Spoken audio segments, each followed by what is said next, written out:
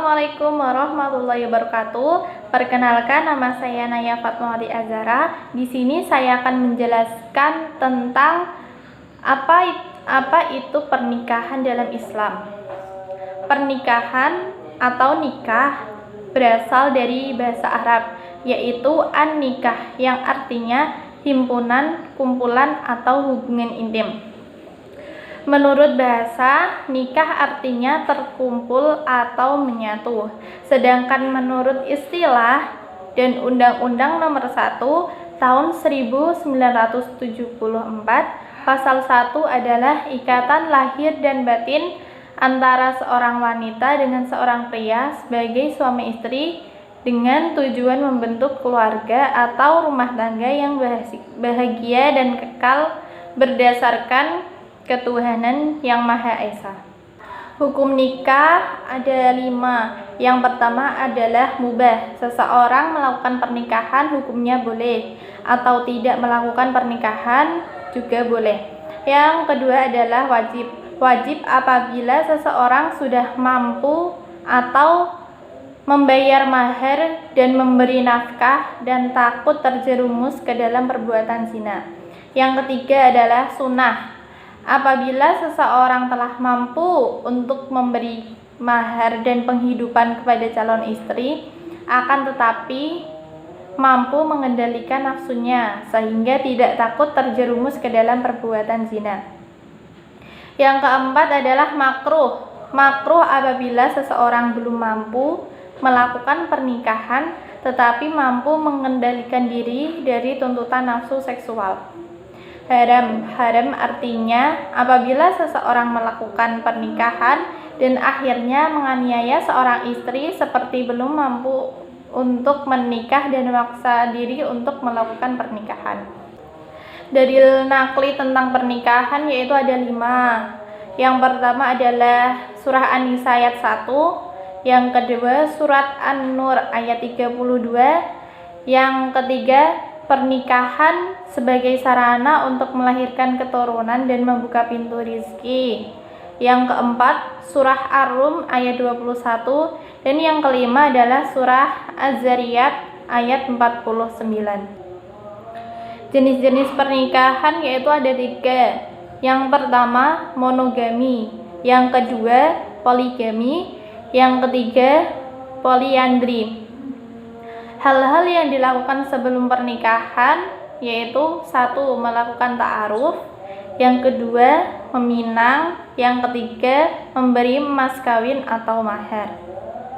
Rukun nikah yaitu ada 5. Yang pertama dari calon suami, persyaratannya yaitu balik, Islam, berakal, sehat jasmani dan rohani, laki-laki sejati, dan berumur minimal 21 tahun menurut Undang-Undang Nomor 1 Tahun 1974. Yang kedua, calon istri. Syaratnya yaitu Islam, balik, berakal, sehat jasmani dan rohani, perempuan sejati, berumur minimal 19 tahun menurut Undang-Undang Nomor 1 Tahun 1974. Yang ketiga adalah wali calon istri. Persyaratannya yaitu Islam, balik, berakal, merdeka, dan adil. Menurut ulama Syafi'iyah, yang sah menjadi wali dalam proses akad nikah adalah bapak kandung, kakek, saudara kandung laki-laki, saudara tiri laki-laki, anak saudara kandung laki-laki atau keponakan, anak saudara tiri laki-laki atau keponakan, paman dari pihak bapak, dan anak laki-laki dari paman atau sepupu, dan hakim. Rukun nikah selanjutnya adalah adanya 2 saksi. Seorang laki-laki calon suami harus dapat mendatangkan 2 orang saksi dalam proses akad nikah.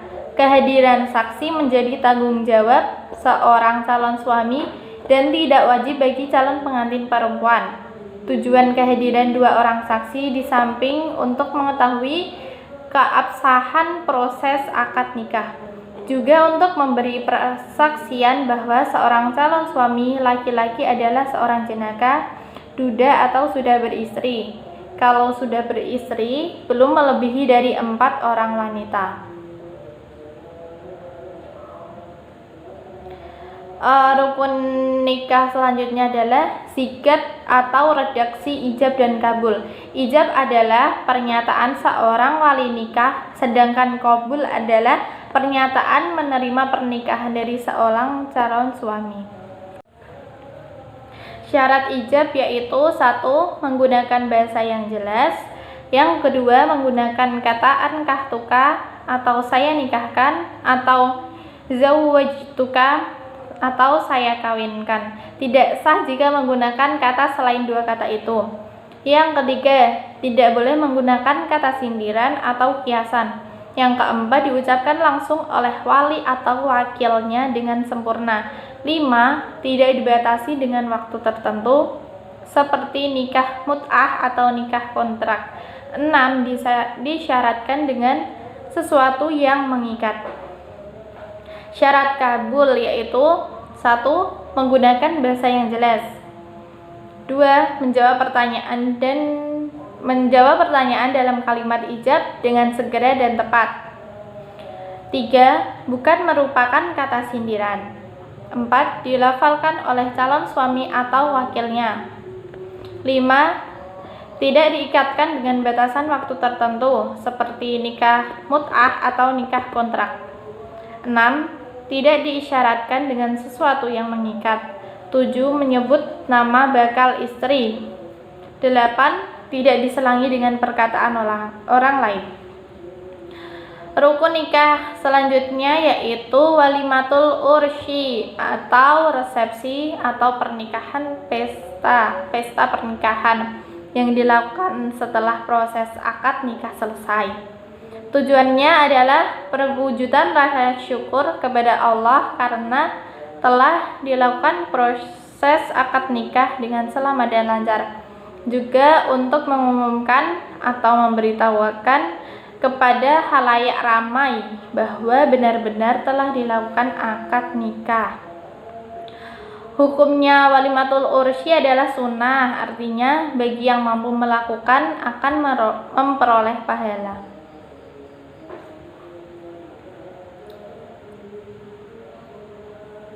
Hak dan kewajiban suami dan istri. Kewajiban suami terhadap istri yaitu 1. Suami wajib menggauli istrinya dengan cara yang baik. 2. Suami wajib memberi nafkah lahir kepada istri. 3. Suami wajib mengajarkan istri tentang ilmu-ilmu yang berkaitan dengan wanita. 4. Suami berlaku adil dan bijaksana terhadap istri. Suami wajib menutup aib istri kepada siapapun. Yang 6. Ketika ada tanda-tanda kematian, suami hendaklah berwasiat kepada istri. Kewajiban istri terhadap suami. Yang pertama, istri wajib menerima dengan ikhlas bahwa suami adalah pemimpin keluarga. Yang kedua, istri wajib mentaati suaminya selama tidak dalam kemaksiatan. Yang ketiga, istri hendaknya memenuhi kebutuhan suami dan keluarga, baik kebutuhan biologis maupun non-biologis, kecuali ada sebab-sebab syar'i yang sesuai dengan ajaran Islam. Yang keempat, istri hendaknya mendahulukan hak suami di atas hak orang tuanya. Yang kelima, istri wajib menjaga harta suaminya dengan sebaik-baiknya. Hal-hal yang memutus ikatan pernikahan yaitu 1. Talak atau perceraian. Yang kedua, fasakh. Yang ketiga, khulu. Yang keempat, li'an. Yang kelima, illah. Yang keenam, zihar. Di dalam talak atau perceraian ada rujuk. Rujuk adalah upaya untuk kembali kepada tali pernikahan setelah terjadi perceraian antara seorang suami dengan seorang istri. Hukum melakukan rujuk menurut para ulama adalah wajib. Yang kedua sunnah, yang ketiga haram, yang keempat makruh, yang kelima mubah. Dan talak atau perceraian itu meninggalkan masa idah bagi mantan istri.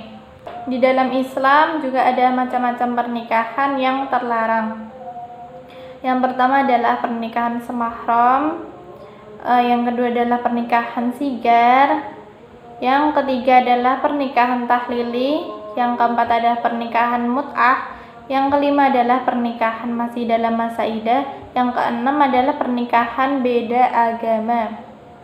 Prinsip-prinsip pernikahan dalam Islam yaitu satu, prinsip sakinah mawadah warahmah. Yang kedua adalah prinsip muasyarah bil ma'ruf atau berperilaku secara sopan dan beradab. Yang ketiga adalah prinsip musawamah atau kesejajaran untuk saling melengkapi dan saling melindungi. Yang keempat adalah prinsip musyawarah atau saling bermusyawarah dan saling berkomunikasi secara baik. Terima kasih penjelasan dari saya, semoga bermanfaat. Kurang lebihnya saya minta maaf. Wassalamualaikum warahmatullahi wabarakatuh.